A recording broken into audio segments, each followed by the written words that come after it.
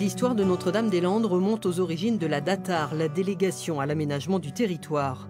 C'est à sa demande que dans les années 60, la préfecture de Loire-Atlantique se met en recherche de terrain pour accueillir le Concorde.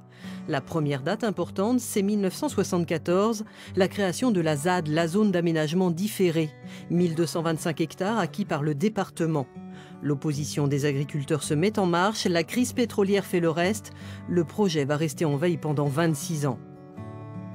C'est le gouvernement de Lionel Jospin qui le remet sur les rails lors du comité interministériel du 26 octobre 2000.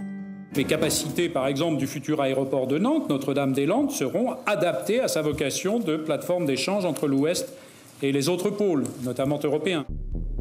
Le projet prend corps le 23 janvier 2002 avec la création du syndicat mixte.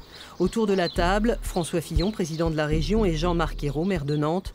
Au total, 15 collectivités pour piloter le futur aéroport. Après des années de débats et d'enquêtes, souvent houleuses, le projet est déclaré d'utilité publique le 10 février 2008. L'État décide alors de déléguer ce service public et signe le 29 décembre 2010 avec AGEAU, filiale de Vinci, un contrat de 55 ans. Pendant ce temps, la résistance s'organise. De jeunes altermondialistes qui rebaptisent la ZAD zone à défendre s'installent à Notre-Dame-des-Landes. Et le 11 avril 2012, 2 agriculteurs entament une grève de la faim contre les expulsions et expropriations. Résultat, à la demande de Vinci, 1200 gendarmes sont mobilisés le 16 octobre 2012 pour déloger les squatteurs lors de l'opération César qui va virer au fiasco.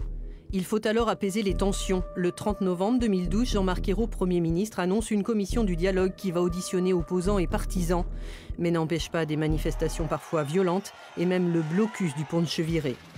Pour espérer sortir de l'impasse, François Hollande propose une consultation des habitants de la Loire-Atlantique.